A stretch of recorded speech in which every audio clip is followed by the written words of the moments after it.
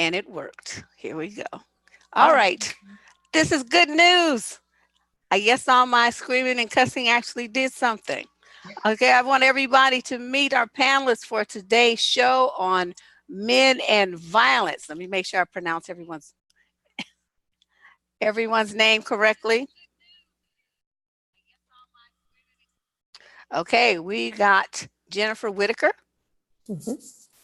and we have Christine Johns, and we have Kyerra Johnson-Massey. Yes, awesome. Oh, I'm good.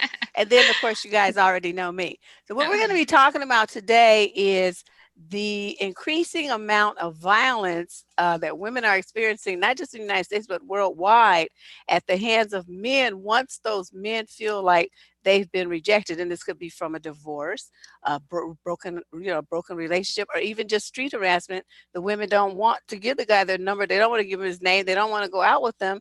And these guys are reacting with violence, and some women are ending up dead. So that is our theme today. You are welcome in the chat room to post questions. Moderators, please, if you see a question, kind of mark it or remember what it is. I'll be asking for questions a little bit later in the show, and talking to the guests a little bit first. So what I first like to do is have each one of you go around. Let's start with Kyerra and introduce yourself. Talk about what it is what made you interested in appearing on this show as a guest. Okay, awesome. So, well, one of the biggest things is that I recently launched my own foundation called We Speak Foundation. And this foundation alone is based off of volunteer work. And the reason why it's based off of volunteer work is because of, when I was a kid, I lost both of my parents. I'm originally from East St. Louis, Illinois. But in losing both my parents, I lost them to a homicide-suicide, something in which me and my younger brother both witnessed as children. And this was December 21st, so also 4 days before Christmas. The baseline of the story goes is that my mother, she was a student at Southern Illinois University at Edwardsville. She was finishing up her master's degree because she was also studying to be a doctor at that time. My stepfather he was a college professor. He was also a member of Phi Beta Sigma fraternity, and my mother also Alpha Kappa Alpha sorority incorporated. And so together, collectively, these were both, pretty astounding individuals, coming from where they came from and doing the things that they did. But ultimately that became, I think, too much for my father to handle because he eventually ended up losing his job. He got laid off. He also ended up with thyroid disease and just a lot of things that put him in a position where he would almost seem like, the less dominant figure in the household. And, that ultimately resulted in my mom's death when she decided she wanted to leave. Oh, boy. Okay, well, hold that thought. We'll be getting back to you in a minute. Let me get some comments from Christine and then you, Jennifer. Okay, so my name is Christine Johns, and I got attracted to the subject because I was also raised in a violent home, and my father was also a college professor.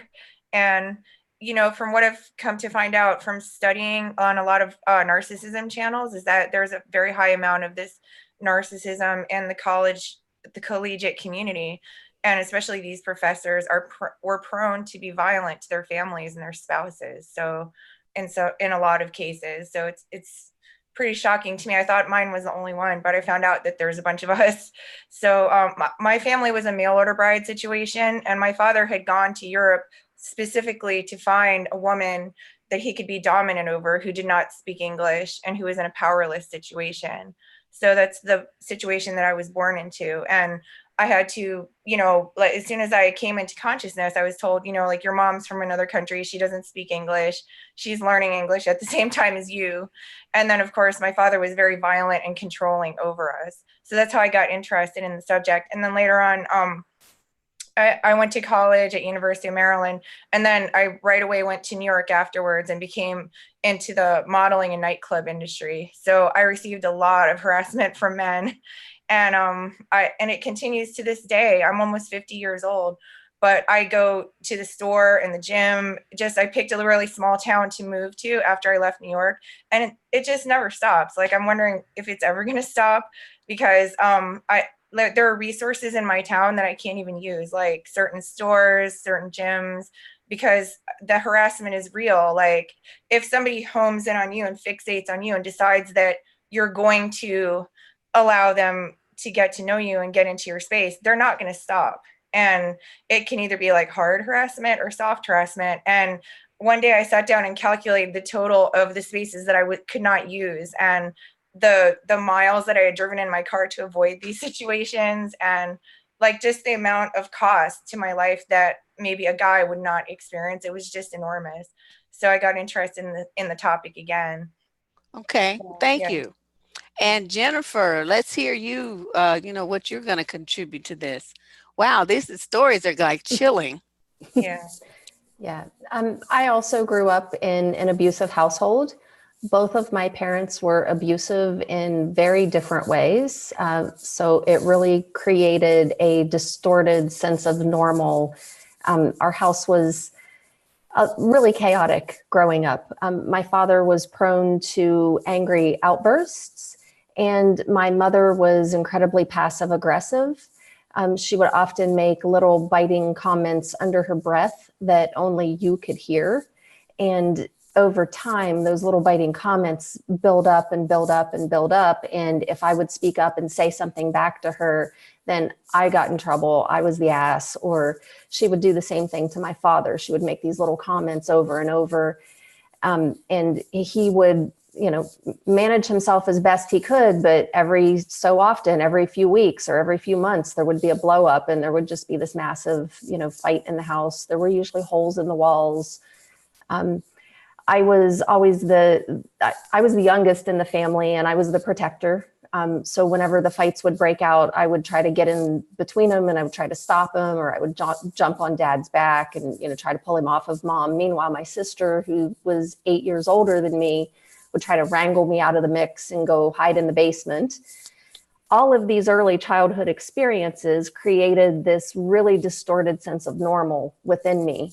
And as I grew older, I let the same type of people in my life because that's what I was used to. I couldn't handle being around a nice, kind person, because nice and kind and calm and peace and quiet was always the calm before the storm in my household.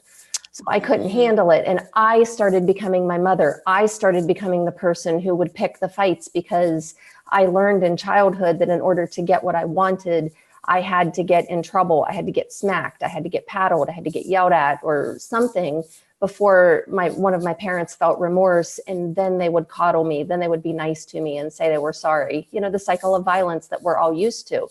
My parents did that to me, and it was so ingrained that was the only type of relationship I could have. I ended up in a lot of abusive relationships, and I started on this path of self-development and self-healing, and I became a body worker. And through body work, I ended up being re-traumatized, which sent me into a series of classes to become trauma-informed. So I not only have managed to heal a great deal of my own trauma by understanding it, by learning to work with developmental issues, by learning to work with implicit memory, because this stuff is embedded in our implicit memory. And we really, it's part of our autopilot. And until you become consciously aware of it, you don't have a choice. It controls you. I would like you to briefly explain what implicit memory is and how it manifests in women as far as their relationships with themselves and relationships with men go. Absolutely. Implicit memory is cellular memory. It's the memory of the body. It's not the same type of memory that you think of whenever explicit memory is whenever you have memory recall, when you can say what happened to you and you can go back and retell the facts of the story. Implicit memory comes through in the form of thought, sensation, smells and sounds can sometimes activate implicit memory. So it's like the triggers. Triggers are, the implicit memory is what's activated with triggers. And it's really the trigger that's not the problem. If you think about a weapon, the trigger is the smallest part of the weapon. It's not the problem. The problem is the ammunition, which is your emotional state. It's your internal state. So it's the person who gets triggered that's the problem in their emotional state, and can they control it? It's not the person who does the triggering. Gotcha. Okay, well, ladies, thank you all for sharing that information and sharing a bit about your background. I'm sure my viewers have stories of their own that they can tell, and that's why this topic was requested.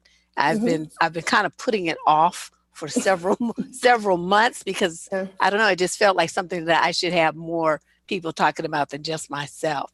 So let's get started. I wanted to ask you what your opinion was on why is it that men can accept rejection easily from creditors, from jobs that they try to get. They try to get a reservation at a restaurant, they don't get that, they're okay. They try to get a car loan, they don't get that, they're fine. I mean, it might be a little disappointed, but they don't want to kill someone. So in your mind, what do you think is going on that makes these men feel like you deserve to be punished, or there's some violent act need to be executed on towards you for rejecting them? Let's start with Kyerra. Oh, great. So, I know the one thing, I'm a kind of a history junkie. I'll say that. So a lot of the things that I'll say are pretty much things that come from a historical point of view and lots of research. And one of the things that I can say that I've been able to study is looking at even back to the 1950s, there was an edition of The Good Wife. And it pretty much talks about how to be a good housewife, or like how to be a good wife. And in it, it talks about how, like, the wife, when your husband comes home, like, he should already have a meal ready. The kids should be quiet and ready to eat at the table. And, you should be very timid around him, essentially just telling her to be quiet, like make sure everything's done. And as we continue on, if we think about the role of a man at that time, also, he was considered what would be the provider. This is what every man was during that time. And then so we finally start progressing into the 1950s, later into the 1950s, where we see the civil rights movement, where we see women, all of a sudden they start getting these rights, they start speaking up, they start doing the contrary to what they have normally already been, what they have been normally used to. And men are just like, wait a minute, that's not how it's always been. Like, I am the provider, I make sure this is done, and you just kind of stay quiet.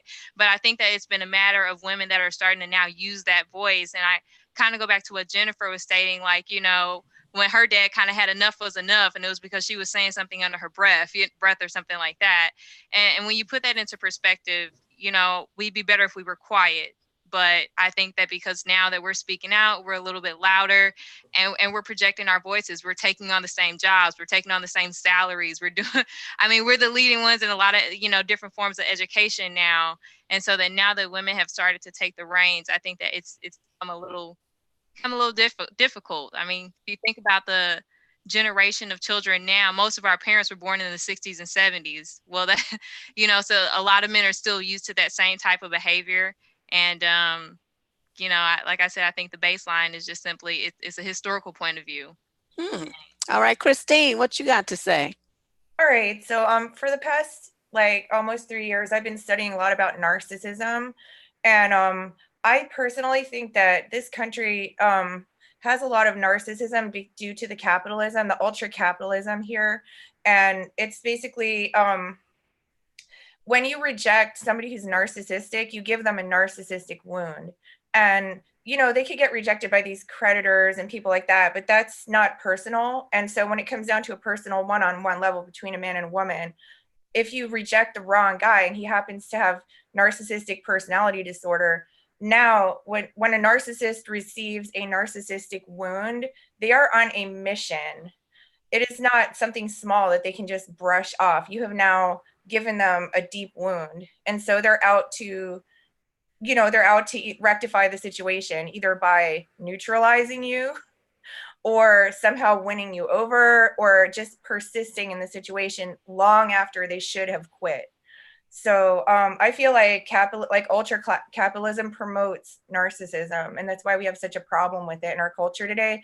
And it's also the fact that USA was started by the Puritans. It's an Abrahamic religion. It's a sexist religion that has things against women in the Bible. And this is deep rooted in the USA, which is a really young country. We're only like 250 years old. Right. And so like, just to have that deep religious base with an anti-woman flavor, it's like we're living in the Middle East light. this is a religious country, and we're more like the Middle East in some aspects than we are to Europe. So it's extremely dangerous for women. And, women get kind of raised in a bubble, like in schools where there's always someone watching and protecting. And then we get thrown out into the world to work and do the things that we need to do. And we find out that, it's not a nice place. This is actually an extremely anti-female place. And if you find a man who's not either narcissistic or anti-female, sexist in some way, it's a rarity. And so the chances are you are going to come up against some guy in your personal life or in your environment that, basically decides that, like, if you reject him, you either got to go or you got to be punished or something should happen to you. Or they'll try to saddle, if it's like a more intelligent ecosystem that you're in, instead of like eradicating you physically by killing you, they'll try to eradicate you with your reputation. And now they'll start trashing you and defacing your character instead of defacing you physically, but they'll do something. It's not just going to end there. So yeah, I've experienced that myself, even just online, because, I used to be on Blog Talk, right? And we're talking like, 10 years ago or so. And these guys were, there's guys that follow me everywhere I go. And they're still on YouTube now, following me around and saying these rude, crude, horrific things. And at one point, Blog Talk, even one guy was so angry that we had a disagreement, he threatened to find me and rape me. Oh yeah, well, how long have these men been doing that? I'm just wondering. Well, that I got on Blog Talk in 2007, and so this happened around 2009, and they're still following me, still making videos about me, still they always complaining about me. And I never met these men. Couldn't tell them if I saw them in a crowd, nothing. They are the most weirdest, just weird, strange people. I made notes about the length of my stalkings. So like long ago in 2008, I had a stalker, somebody that I saw for like 2 dates. They chose somebody else and then they tried to come back to me and I said no. So that's a no. And he was a narcissist, so he kept trying for 5 years. So every so often I would get another email, and he just went, and he would talk as though I had answered him, and I never answered him. I wasn't interested in him anymore. He chose somebody else. That's a red flag. I'm not interested in that. So, you know what I mean? And stuff moves really fast. I'm not on the shelf for a couple years while he does. Yeah, while you dilly-dally and figure out what you want to do. Okay, Jennifer, let's get your take on all of this that you just heard. What's your opinion about why men, they can accept rejection from other parties in other situations, but once a woman rejects them, they get all in their feelings and, want to punish her and make a big deal about it. Sure. I think Kyerra and Christine both made some really excellent points, and I won't reiterate any of those. I'm also not convinced that that some of these people, I don't think it's just men. I think women fall into this category sometimes too. And I don't think men just always accept being rejected by credit card companies or other things. They might not blow up and throw fits. They do that in front of who they're most comfortable with. Which would be their partner, their spouse, their family at home. That's why what goes on behind closed doors is often very different than what goes on outside the house. Because I believe it comes from childhood trauma. I wholeheartedly believe it comes from early childhood preverbal trauma. And I've started studying intergenerational and developmental trauma, and every one of us, we go through a narcissistic phase in life, and that's infancy, where every move, every whimper, every cry we make, there's this subconscious. We don't have a conscious mind. Our brain isn't, like our cortex isn't even developed until about age 3, so we have no hippocampus until age 3. So we don't really have the ability to have conscious mind or memory recall prior to that. So the only thing that's online is our subconscious mind, and that's our implicit memory and our cellular memory. So the infant in the cradle might not realize that might not have a conscious realization that, wow, I'm screaming my head off and I need my diaper changed and I'm hungry and nobody's coming. They're not going to have that type of conscious memory. What they're going to experience is the same thing we all experience when we're in fight or flight.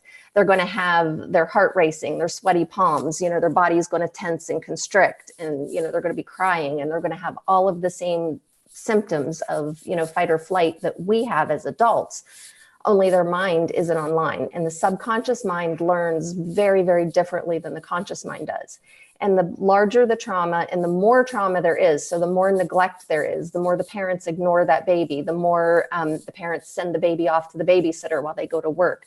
And this is one of the reasons too why there is no socioeconomic component to domestic violence and abuse. It's across the board. There's no cultural component. It is across the board, because when these attachment issues start in early childhood, if that is not somehow rectified as the child gets older, and then once the memory does come online, what our conscious mind does is, our conscious mind, one of its jobs is to give meaning to everything.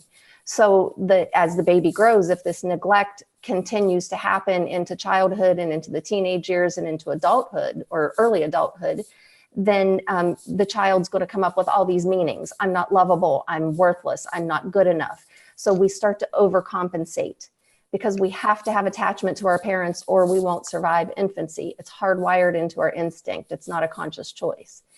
So in order to gain favor, we all start to make defensive behaviors, coping behaviors. So we'll start to figure out in childhood, and we're brilliant in childhood. Like, we will do whatever we need to do to please our parents so we won't get in trouble. This is where you get your high achievers. And this is why I think a lot of our narcissists become CEOs of companies, because they're high achievers. And, like Kyerra and Christine were saying at the very beginning, there are a lot of narcissists and a lot of violence in academia, because, again, you've got your high achievers. And there's also, when you combine that with this I'm not good enough belief, and the old saying that I've heard as far back as I can remember, if you can't do, teach, then you get a lot of people. So, and these are a lot of societal and cultural beliefs that have been embedded into us right down to our core. And then when you look at intergenerational trauma and how trauma is passed down through the generations, and you look back through your lineage and through your family tree and what your family members have lived through, and realizing that trauma is also embedded in our cellular memory. So Kyerra, do you feel like, some of the things she was just saying made me wonder about how your dad responded when things started falling apart for him? Do you think this thing about the childhood trauma had something to do with your dad's way of handling when he lost his job and, basically his fall from stardom and his reaction? I hate to say it because I love my grandmother to death. Because ultimately my stepdad, we ended up living with his mother when our parents passed away. And just kind of judging by the way she raised us, especially my younger brother, because that was her only son that she lost because he committed suicide. And so we saw a lot of the way that she raised my younger brother. And we can kind of attribute to what she did with my stepfather as a child, which is like, of course she boosts him up and, she made him feel like, yes, you're good. Like, as far as we were concerned as kids, I don't believe that, we had a real answer of no growing up. There was always room for, discussion or room for debate or some type of, belief system. And because of that, you grow up and you have your own theories about things. And if there's no one to defend you, if there's no one to say no to anything, you decide to, cling on to this person a lot more. And because that's her only son. So she coddled him, I believe, a lot more. She didn't really give him any type of areas of rejection, just like she didn't with us growing up. Like I said, barely. I don't remember getting in trouble that much as a kid. As much stuff as I did do, I don't think I got in trouble for it. And, if I said the right things, like if my grandmother would ask me, like, did you do this? I would say, yeah, in a heartbeat, I would say yes. It's like, there's no point in me lying if there's no consequence. And I think that the less consequence that you have, the more you think that you can do. And when somebody finally tells you no, then that's, it kind of goes back to what Christine was saying, like, you're not used to that behavior yet. That is something that stems from being a child that can carry over into your adulthood, just like what Jennifer was saying. And ultimately, it can lead to that being your spouse. And when she says no, it could trigger something to you because you're not used to that behavior. And you know that when you did receive that behavior or that answer, that you were able to react any way that you wanted to react. And you're not going to hit your mom, but you just might hit your spouse. As they say, I wish a so-and-so would. He would be drawing back a nub.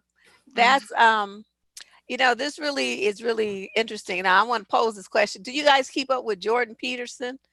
Supposed to be like this great intellectual mind. He's like all over newspapers and all over Newsweek and everywhere. Do you ever read any of the stuff that he's done? I am not hip to it. I cannot say that I am. Don't even bother. I'm about to give you a 60-second summary. Loser. Okay. But I watched the speech that he did recently. And in it, he blamed feminism and the Me Too movement for men's lack of sex. Okay, do I need to say that again?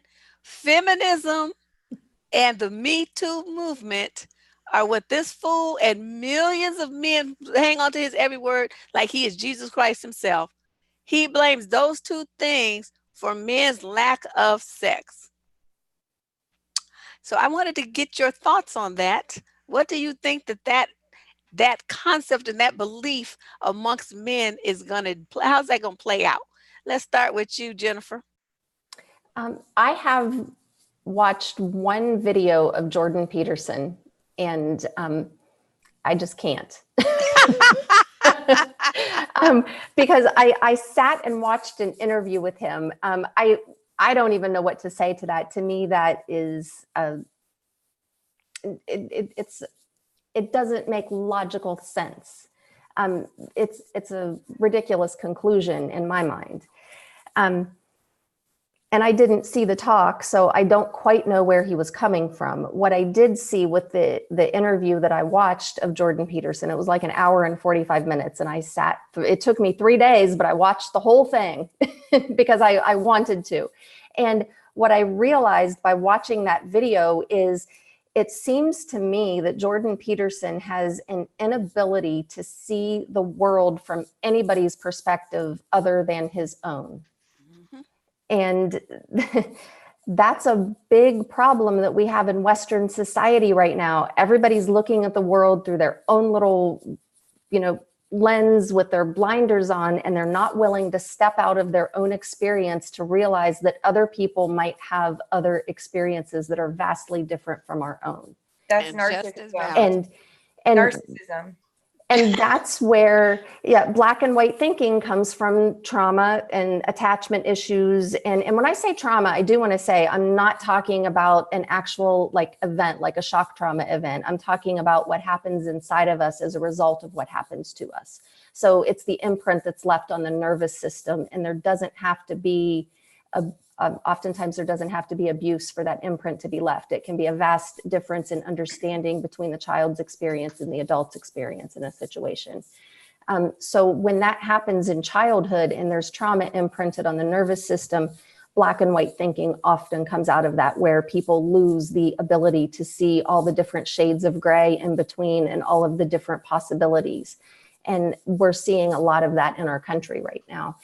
And I find it, I don't know, I just find it interesting. I feel, well, that's a whole different topic. Okay, let me get Christine's get on that, take on that. Yeah, please do, because I was about to go off on a tangent, so I won't. Let's get Christine's take it. Then I want you, even though you haven't heard him, Kyerra, we'll still get your thoughts on that statement. Oh, definitely. So Christine, what do you have to say?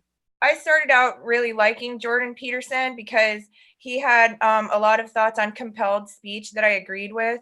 He's from Canada, and his college, they actually wanted to make it against the law not to use words like Z and Zim, and it was just some really over the top SJW stuff.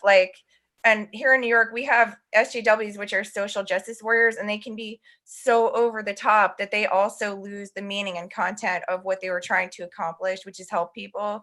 So it's like, you know, swinging all the way in the other direction, also controlling people. And so at first I liked Jordan Peterson, but then the more I kept listening to Jordan Peterson, I started recognizing that he was extremely narcissistic. Hello, professor, right, Kyerra? Mhm. So like, you know, it's the narcissism in academia. And then I started recognizing that he's just in an industry. There's a lot of unhappy and unsatisfied men in the United States. And if you play to them, you can make a lot of money. And he's selling books like crazy. He's doing speeches all over, charging a lot of money for it. And he's playing to this crowd of like disaffected men who feel deprived and upset because they don't get to have the power anymore and all this stuff. So basically, like, you know, it's basically a whole wah fest. And you know, he's extremely anti-female. And it's really sad because I think he's a really smart guy and he really does have some good ideas, which is what attracted me to his videos in the first place. But then I was, you know, I was just like, oh, like I heard a really anti-female video and I was like, okay, well, I can't listen to this guy anymore. Yeah. So Yeah. So I heard, 10 minutes of him was enough for me. And I was yeah. struggling to make it through the last 9. So let's get your take on it, Kyerra. Yeah. Awesome. Well, I don't know Mr. Peterson at all, but I can address his, I guess, his theory or thought process when it comes to the Me Too movement. And I will say that this kind of goes back to my original point, which is stating that for a long time, women did not have a voice. And it was because a lot of history says that women, like if you were a teacher, you couldn't go anywhere unless you had your father or your brother with you, or like, these were the rules in order to be a teacher. This was the contract that they had to sign. And a lot of this was about, especially when you become a wife or anything like that, was your role was to be quiet. You could accept whatever you were given and nothing beyond that. And so, of course, as we graduate into this Me Too movement and so on, you might find a few more women now that are standing up now to say no, because like I said, after 1955, we do develop civil rights. We do have a lot more of equality that was going on.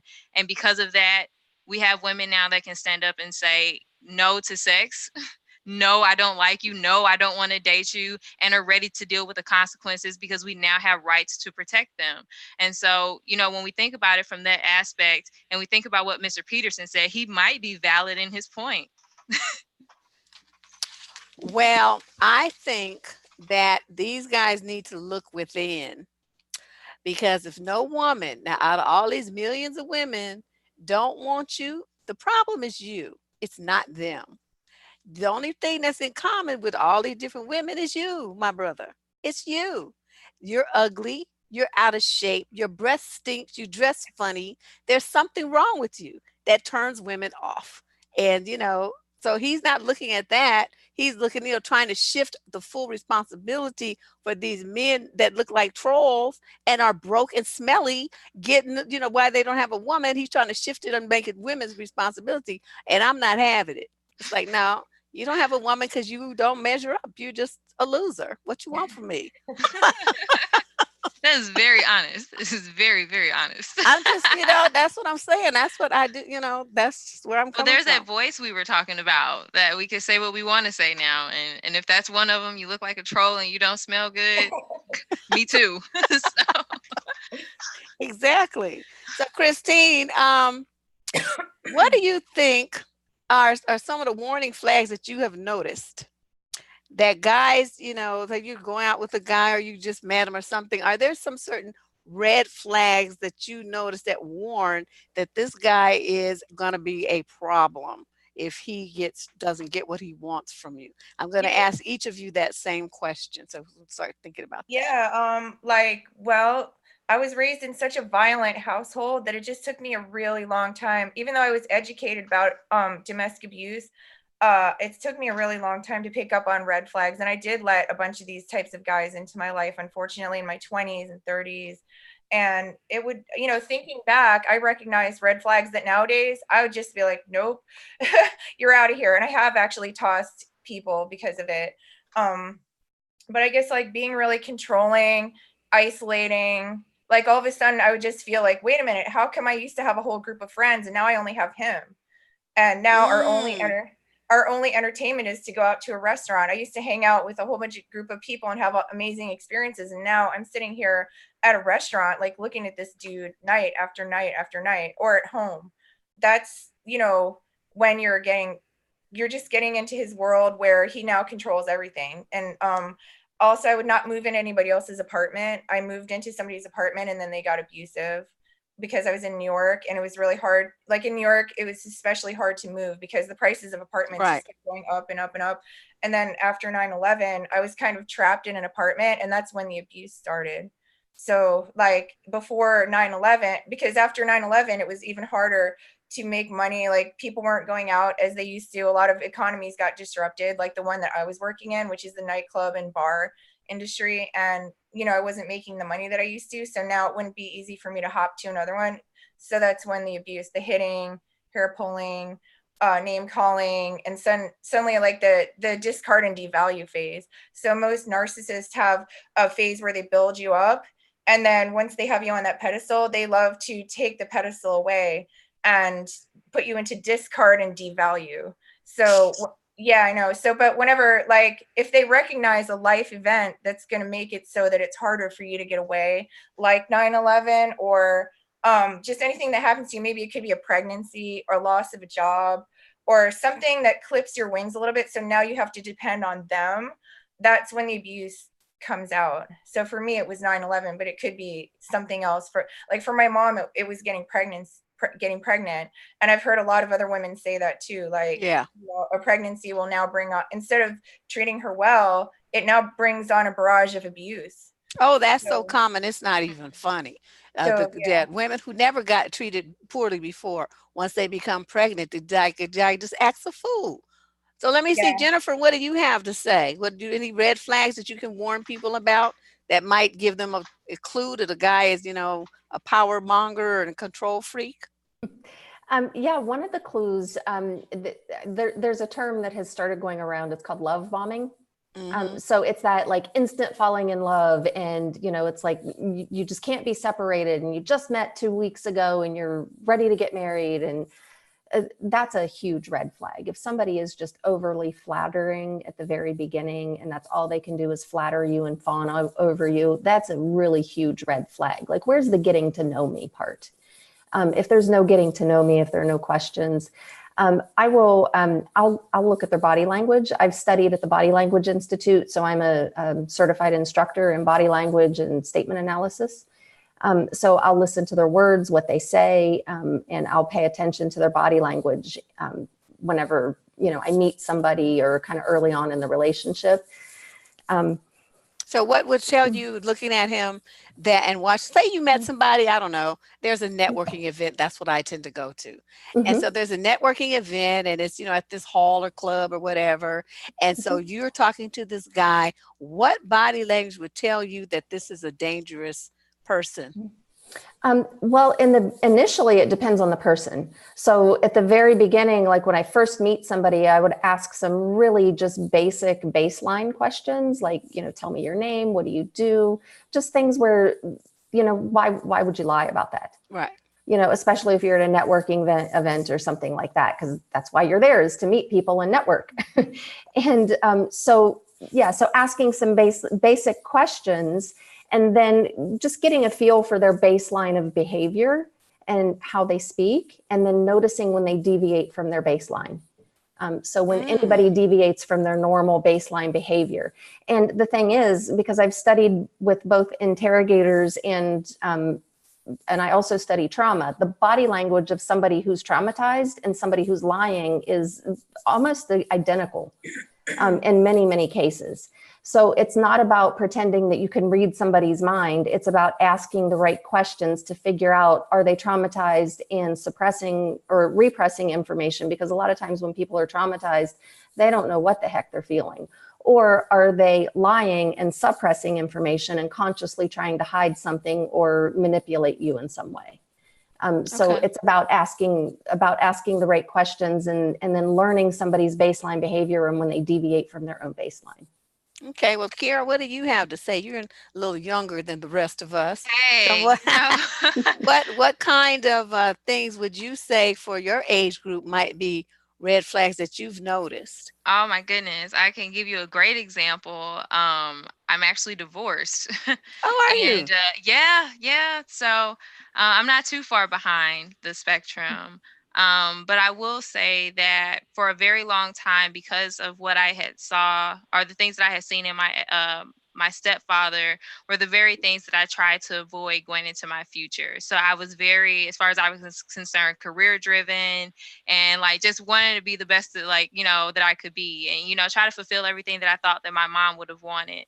And in doing so, I remember meeting a guy from back home. Like, he was also doing great things in the community as well. And ultimately, it was like we could be a great power couple. And after when we met, things were great. He would even call himself like, I'm a hopeless romantic. He wanted to open up this business called Good Guy. So you those words that you constantly hear, all of these positive things, and when you hear all these positive things, sometimes they can outweigh some of the negative things that you might hear, or the negative behavior, because you can only associate this person with the positive things that they've been saying. And so ultimately, our relationship, I ended up pregnant, and I suffered through hyperemesis gravidarum that ultimately led to me having an abortion. And I kind of got outcast by my entire family, including him. And in order for me to kind of, I would say, get back in my family's goodwill and his goodwill, like I tried to go back and be in a relationship with him. Like I tried to, like, force having a child again, because like I just felt, just terrible. And ultimately we secretly ended up getting married again. Like that's a sign. The other sign was like, like if you prove this to me, then I know that you love me kind of behavior. And that was me getting pregnant. And like, he would ask me to move, and if I said I didn't want to, it became, well, like, well, you know what you did to me before, how do I know you're not going to do it again? And it sends you on this entire guilt trip and kind of puts you down. And ultimately, like, like I ended up suffering through a lot of just emotional abuse. Like I didn't even think that that was possible, and then, maybe, like I said, maybe it's my age, maybe it's my age group, but that's something I think that we really don't talk about enough, which is understanding like how emotional abuse works. And there was also physical abuse. Like I would be scared to have conversations with him. Like, I was, it was just terrible. But some of the signs that you can look for is the overachiever, the person who wants to be on top of everything, the person that wants to look good in front of everybody, but they don't talk about who they are in public at all. They don't talk about their downfalls. One of the things was, I would go into a restaurant and I would pay for something, and he would say, well, why would you pay for that? I'm supposed to be, paying for things like that. Those are other signs that, like, this is the 21st century as far as I'm concerned. I can pay for something, you can pay for something. Where is the wrong in that if we're both coming from the same pot? And so it's just like Jennifer was saying, if you don't ask the right questions in the beginning, you can definitely put yourself into a hole. I eventually ended up, divorced. I had to quit my senior year of college. And, I ended up a single mother when I came in, just as headstrong to do the right thing. Somebody that's pretending to be something better than what they are, and secretly they're not, you know, that's a sign. Just look for the actual signs of the person, like the reality. Don't Right. look for what they show other people. Look for the reality of that Like a person. false show, a false show. Yes, Yeah. because like he's also a teacher, believe it or not. So What? yeah, so yeah. Yeah. Uh-oh. The Okay. intergenerational thing. Mhm. Mhm. Yeah, and I would also, to add on to what Kyerra was saying, is we have to ask the right questions of ourselves too, because in the beginning it is so easy for us as women to just think, oh, that was just a one-time thing. And a lot of times men will exhibit behaviors early on in a relationship in the first several dates that really annoys us. But if we are coming out of a childhood of trauma, we overlook those things. And so a lot of times we have to ask questions of ourselves. Is he exhibiting a behavior that I'm not going to be able to tolerate or put up with? Or why am I, kind of brushing this under the rug? Let me Definitely. share something with you guys that happened to me recently. Just this will be short. And it was really interesting to see how my friends and some of my relatives responded so differently. So I met this guy at one of my networking events. And so he says, oh, let's go out to dinner and stuff. So he lives in Richmond. I don't know if you guys know the Bay Area. So it's probably, I don't know, maybe 30 minutes from me. And so I have this thing. I don't like, don't be late. Okay, I give you, I'm like a restaurant. You get 15 minutes. After the 15 minutes, the clock is expired. That's it, it's over. So he gets to my house, he's all late and running late and everything. He like, say 13 minutes. It was enough for me to give him the side eye, but technically he hadn't made the deadline. So I'm looking at him, right? So I'm like, I'm not feeling this, but I went on to the date and whatever. Okay, so the next time we're supposed to go out. He's supposed to pick me up at 7. 7 came and went. 7:15 came and went. I took my stuff off. 7:30, I'm pecking on my computer, designing graphics and stuff. Doorbell rings. It's him. Let's go. You're not even dressed. I'm like, no, we ain't going. I told you, you got 15 minutes. It's 7:30. I'm not going anywhere. Oh, wow, what's the big deal? It was only 30 minutes. Dang, nah. And all the stuff, it just went crazy about, me not wanting to go out with him. But that's my bottom line. I'm telling you, it's like you get 15 minutes and that's it. And I don't deviate from that. So when I was telling some of my female friends about it, they were like, oh, but he was so nice. And you had all these nice things to say about him, this and that. I was like, yeah, but see, I can look into the future and know that he would be working my every nerve, always being late. And I don't like my nerves worked. I don't want to deal with that. That would be me compromising what I like and what makes me feel comfortable in order for him to just dilly-dally in my life whenever he gets ready. So I'm not going to do that. I'll do something else, but not that. So you would believe the heat I caught though for that. So your thing about the trauma, that's really making me wonder, if that's and I what's going love on that with them. story you just told, because I tell my clients all the time, you have to set the boundaries with yourself. You set the rules of what you're willing to accept in your life. And when somebody it doesn't fit into that paradigm of the boundaries and the rules you've set for yourself, let them go.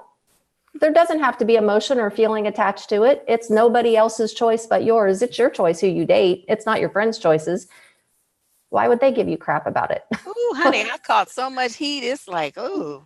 Did you ever did even now? Did you hear back from him?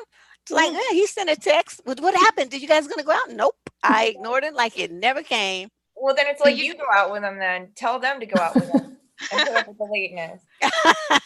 That's a good idea. Why didn't I think of that? Yeah. I was gonna say, like, one of the other things that I did find out, because like I said, when you're suffering with like a lot of emotional abuse, one of the things that actually gave me comfort was I met a young lady that he also dated. And she, like, when she told me everything, she confirmed everything that was going on in my relationship. Oh no. And so, I feel like that's another sign, even if it comes 5 years later, it was a sign that let me know that I wasn't crazy, that, that everything that he said, wasn't true. And so just to put that into perspective, like, as a sign to watch out for is listen to your girlfriend sometime. If she says the deadline, you make sure you stick to your deadline and follow through. Yeah, that I think is very important. I wanted to talk about, and Kyerra, these you have particular experience with. Well, I mean, you partly, but this is a different angle. One thing that I have noticed in a lot of the situation where the men are divorced or a relationship where they live together and have children together is when the relationship ends, the man doesn't hurt the woman, he hurts or kills the children. Mm-hmm. Have you guys read stories like that? There was one I read here. This Illinois father killed his twin daughters, shot his wife in both legs, and told her to, quote, live and suffer before killing himself. So he wasn't trying to kill her. He just wanted her to see him murder their daughters, and he called the police to come and everything.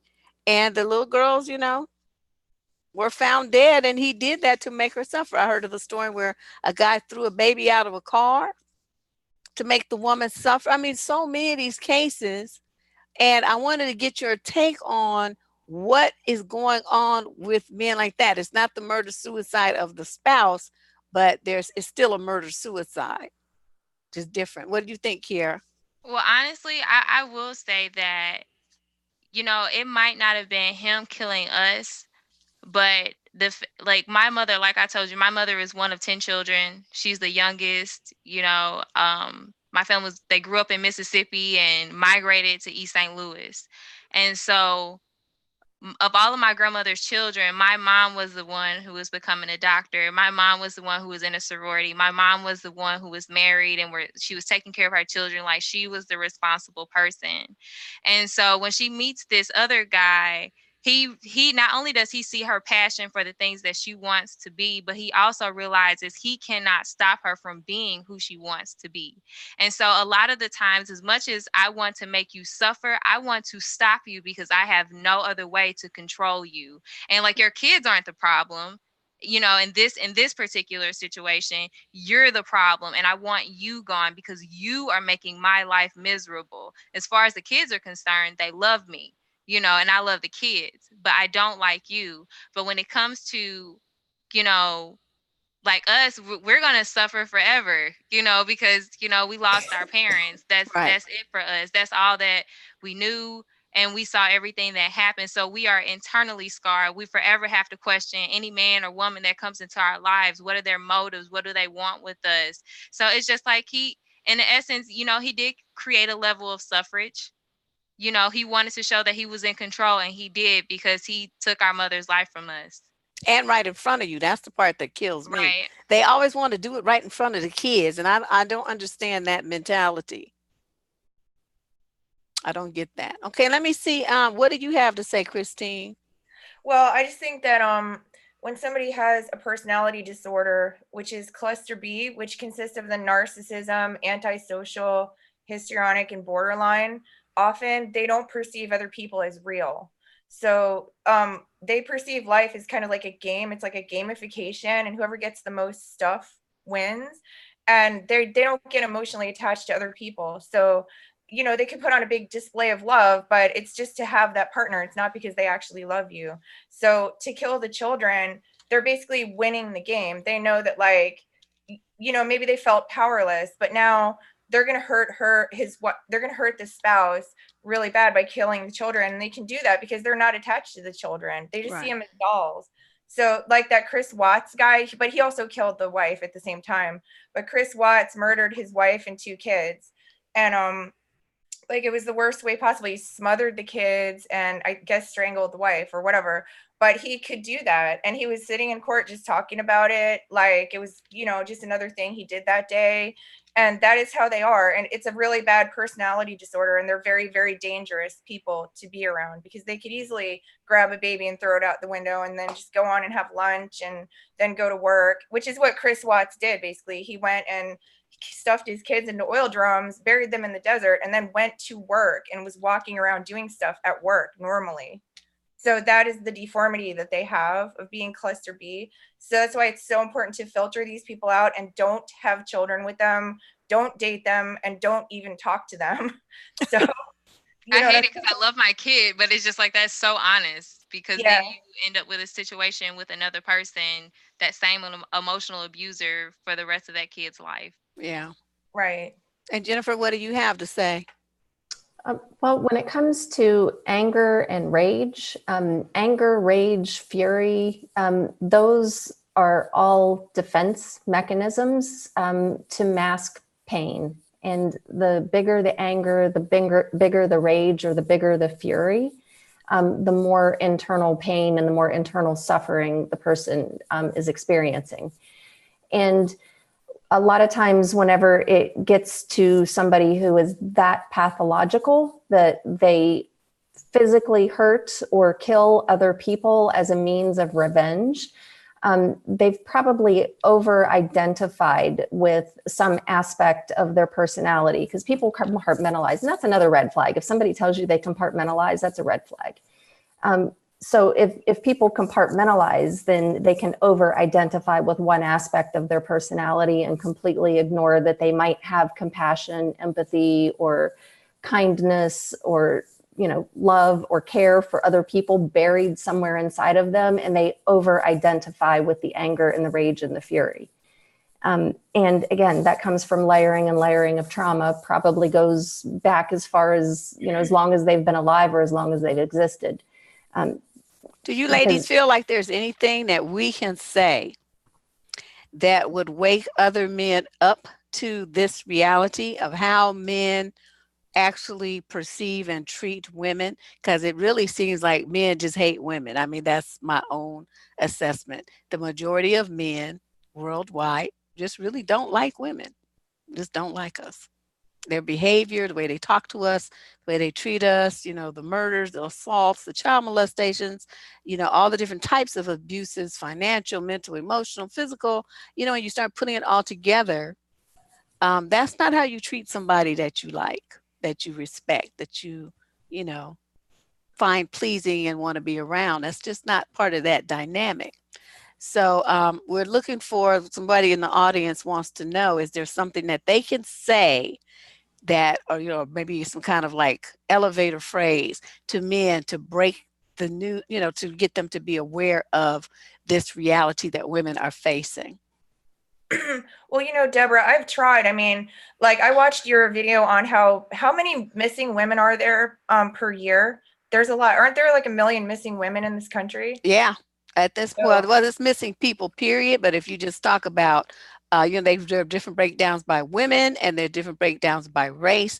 And I was concentrating at one point on how many African American women there are. It's over 100,000 every year.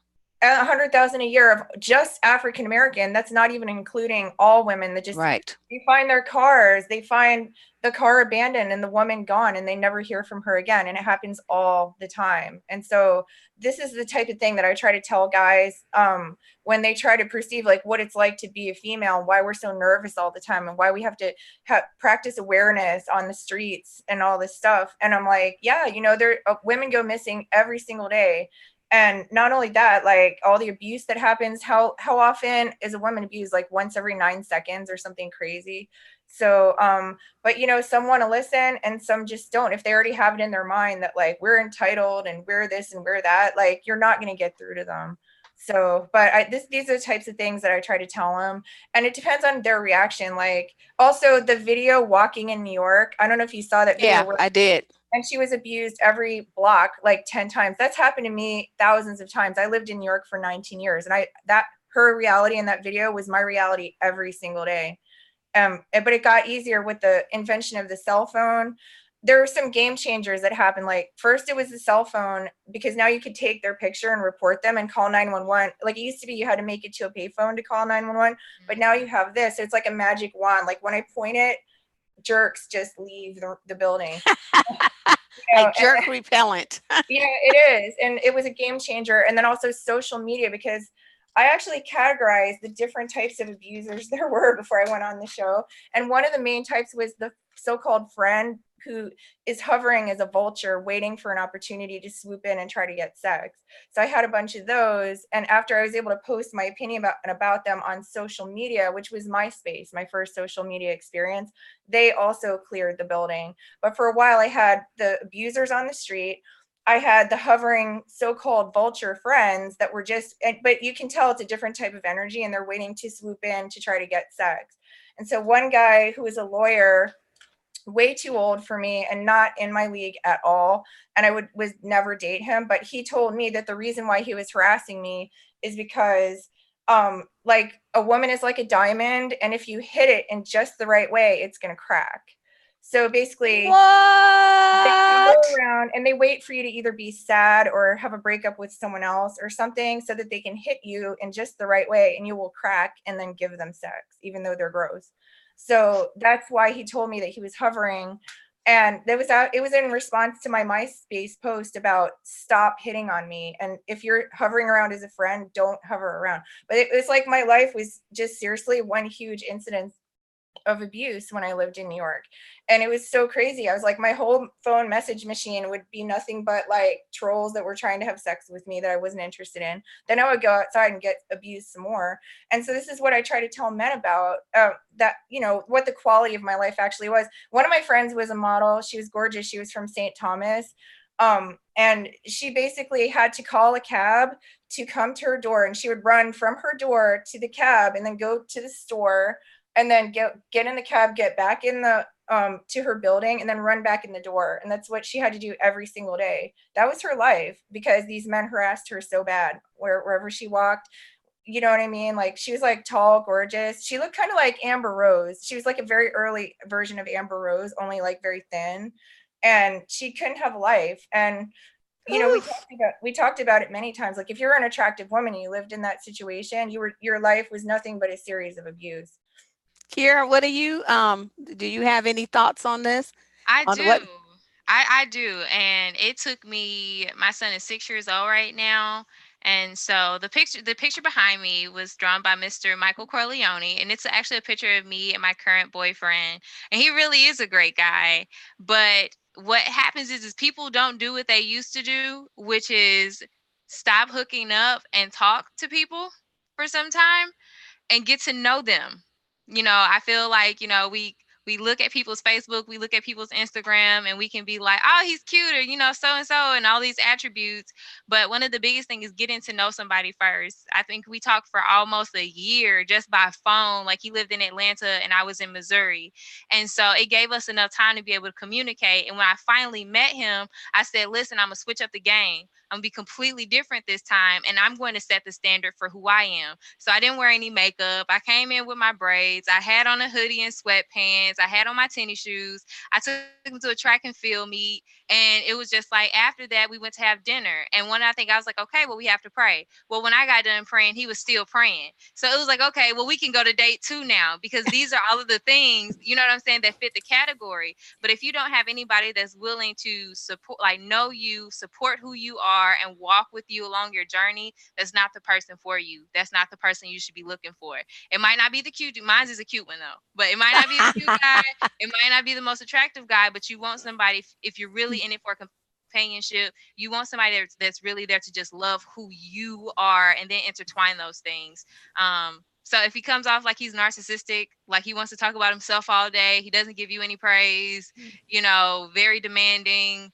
If he starts talking about himself, that's key number 1. I'm just go there. If he starts talking about him and he doesn't talk about you, that's black and white for me. Okay, Jennifer, here's a question for you from the chat room. How do you get away from these people? They are chameleons, easy to convince others that you are actually the problem. Yeah, I can tell you how I got away from them. After my last relationship ended, I took a 2-year hiatus. I did 0 dating. Actually, it was more like 2.5 years. Stopped dating, really stopped reaching out to friends, stopped reaching out to family. I kind of became a hermit and almost went in, like, wasn't totally isolated, but I really didn't have much of a social life. And that was when I was really deep in, like, studying some of the trauma work that I've been learning to do. And I transformed myself. And Kyerra nailed it whenever she said, when she met this guy for this date, that she did something different. She went as herself. She didn't make herself up to look as some other way. She just went authentic and exactly who she is, which the way she talked, that's different than her patterns in the past. You've got to change your own patterns, and you have to become a different person, because we get our thought processes become habitual. And so we look at the world and we see the world the way we've always seen it. Seeing, the other person is evil. And, we see it with race relations all the time, that a person of color, because my skin is, Caucasian, I'm supposed to think people of color are evil or something, which is ridiculous. But, it happens all the time, because I did grow up in a very racist community, and that type of thinking was bred into me as a child. And I had to condition it out of myself whenever I graduated high school and I went to college and I started to meet people of other races. And I'm going, everything I was told was wrong. It was bullshit.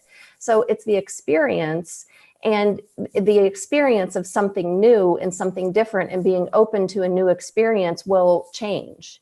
And you can't just think it. You can't just be intellectual and just study the books. You have to have the experience, because an intellectual understanding will not change the tissue memory or the cellular memory, because it speaks in feelings and emotions and sensations. So is that why women have such a hard time standing up to men and saying what they want, and just kowtowing to the guys, and Yes. they're so afraid of him leaving them that they just stay in these sad and sorry situations? Yeah. And look at how many times it was bred into us. I mean, even when we're little kids, we are not taught to trust our own gut instincts. You know, go to a family reunion and creepy Uncle Fred that you see once a year is, you know, sitting across the room and you're hiding behind your mom going, I don't want to go give creepy Uncle Fred a hug. And she's like, oh, go give your uncle a hug, go give him a kiss, or go give your grandma a kiss. And, you know, you're scared of these people because you don't know them. But our parents push us into like giving these weird people, even though they're relatives, you know, let them touch you. You know, you go to the doctor and you listen to what the doctor tells you, even though what the doctor tells you might seem like, no, that's not what I'm experiencing in my body. You have to listen to the doctor because he's the authority. And so we're taught at every turn as children to give our power away and not listen to our own gut instincts. So yeah, it's conditioned out of us. And it's not, and I'm not saying it to blame or shame parents. It's a societal issue. And once we become adults, once you turn 18 and you're out on your own, or you leave the house and you can go out on your own, then it becomes our personal responsibility, because what happened to us is not our fault. It's really not about blaming anybody, but it is our responsibility to heal what happened to us, because a lot of these perceptions that we have of what happened to us, like, you know. Well, let me stop you right there, because I want to give you guys time for each of you to say, since we're near the end of the, well, actually I've run over, oops. Oh, okay. but I mean, it's just a few minutes, but I do want to give each of you the opportunity to, you know, make your closing comments, and you have a blog, a website, or whatever you want people to be able to find you, for you to share that. And I will also put it below in the show description page if I have not already. So let's start with Christine. Okay, well, I have a Facebook page called Mail Order Brides Are Human Trafficking, because I guess a lot of people don't realize that the mail order bride situation is actually a form of human trafficking. So I decided to create awareness about that. And I can also be reached at my Facebook page, you know, Facebook.com/XTeen000. So. Okay, thank you, Christine. Okay, Kyerra. Awesome. Well, my name is Kyerra again, and I'm the founder of We Speak Foundation. And a part of our foundation is making sure that we address things like suicide prevention. So we're doing tours for that, but also understanding that we are a Christ-centered organization, and what we do is free marketing and advertising, so that we can have, so we can create revenue as far as donations to give out to families that deal with things like abuse. For families that might need to get away, that means like moving to hotels. Like, we help in all kind of areas, and that's just one specifically. But just making sure that while we address suicide prevention, we also have avenues for them as well. Excellent, excellent. So we speakfoundation.org. Sorry. Okay, yeah, thank you. And Jennifer. So in my practice, I'm an empowerment strategist, which is similar to a coach or a mentor. And I help people with the lifelong effects of developmental and intergenerational trauma. So I do a lot of work with emotional dysregulation, shame, anger, all these things I've been talking about this evening. And I can be found online at jenniferwhitacre.com. And Whitacre is the English spelling, not the German. So it's WHITACRE. There's no K in it. You can find me on LinkedIn. I'm Jennifer Whitacre Gardner on LinkedIn, and same thing on Facebook. I'm Jennifer Whitacre Gardner on Facebook. Well, I want to thank each and every one of you for coming and sharing your experiences and your research and your thoughts and your knowledge with my audience here. I think it'll be very beneficial for them, you know, to go. And I'm glad this is going to be recorded, so the people who couldn't be here for the live will be able to hear about it later, and, you know, and hear what you got to say. But this has really been really great. I'm kind of in awe at some of the experiences that you've shared. I'm like, wow, I guess I'm glad it wasn't me. That's all. I'm like, you know, and I hate to be like that. Well, I'm glad too. But it's like, I don't know. It's just, you know, but everybody's still smiling. You got to do some tough cookies here. But I appreciate you. I'll put everybody, make sure that all your links and contact information is in the show description page. And I wish you all the best of luck, much continued success. Thank you. Okay, thank you very much. Thank you. Bye-bye. Thank you. Bye.